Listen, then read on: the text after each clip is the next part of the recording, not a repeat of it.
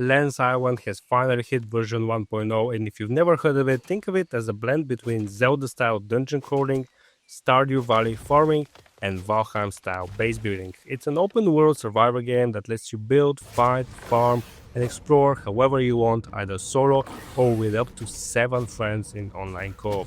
It just launched out of early access, and to celebrate, there's a Steam free weekend running right now.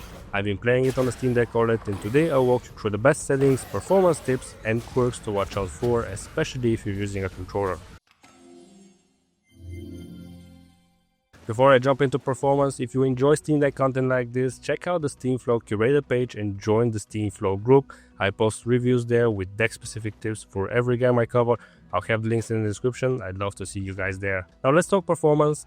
Lens Island looks incredible. The lighting, weather effects, and terrain details are all really impressive, but it's also a lot more demanding than you'd expect even in solo play.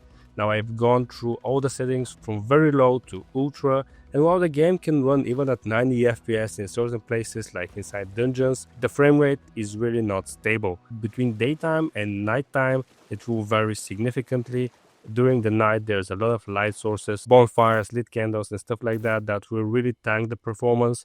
So even if you think you can run it at higher settings or higher FPS, it will really not be stable. So what I've gone for is set graphics quality to medium, set shadow quality to medium, and cap the game to 30 FPS using the in-game limiter. I'm using the in-game limiter because if I use the Steam Deck one, there will be a little bit of input lag, so just go with the in-game one. As I said, you can technically hit 60 FPS in some indoor areas or when nothing major is happening, but the frame rate jumps all over the place. And if you are playing multiplayer, even with 3 to 4 people, it will really tank the FPS a lot. So locking it to 30 keeps things smooth and stable. The game still looks pretty great at medium settings, and you get around 3 hours of battery life on the OLED model with these settings. The good news is that the game has controller support. The not so good news is that it's a bit rough in some spots. There are some buttons that haven't been mapped, and there are some navigational quirks. For example, eating food from your inventory is mapped to the scroll wheel press of a mouse by default, which obviously doesn't exist on a controller or a Steam Deck, so you need to manually bind that using the Steam input. The game settings doesn't officially say controller, even though a lot of things are mapped to controls. You can't really change it from in-game. Perhaps the best thing to do is just set one of the back paddles on the Steam Deck to some button presses that haven't been mapped, like the scroll wheel press. Now there's a lot of dragging and droppings and building and moving stuff around, and inventory navigation all rely on the right stick or the trackpad.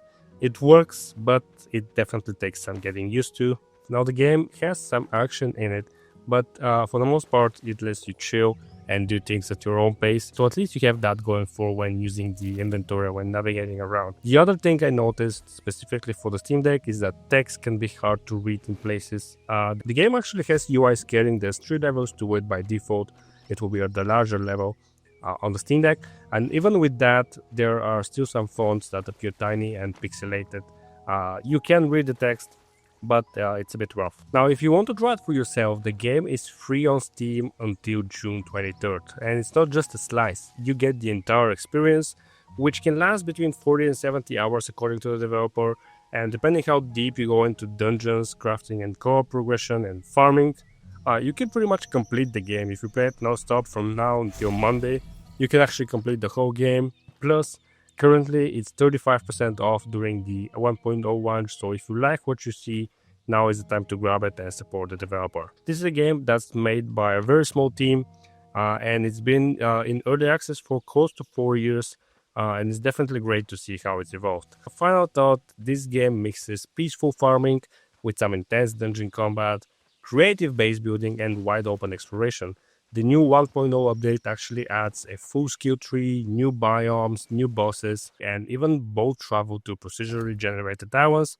There are still a few rough edges on the deck, as I said, especially around UI and controls, but overall I think this is a great game and it runs pretty great on the Steam Deck, as long as you tame your expectations. So that's gonna be it for this video. If you guys found it helpful, consider leaving a like, subscribe for more Steam Deck content, and let me know in the comments, do you prefer stable performance at 30 FPS Or are you trying to chase more FPS even at the cost of some instability and some jumping around? And are you planning to try Lens I1 during the free weekend? I'd love to know, so let me know in the comments. Thanks for watching, and I'll see you guys in the next video.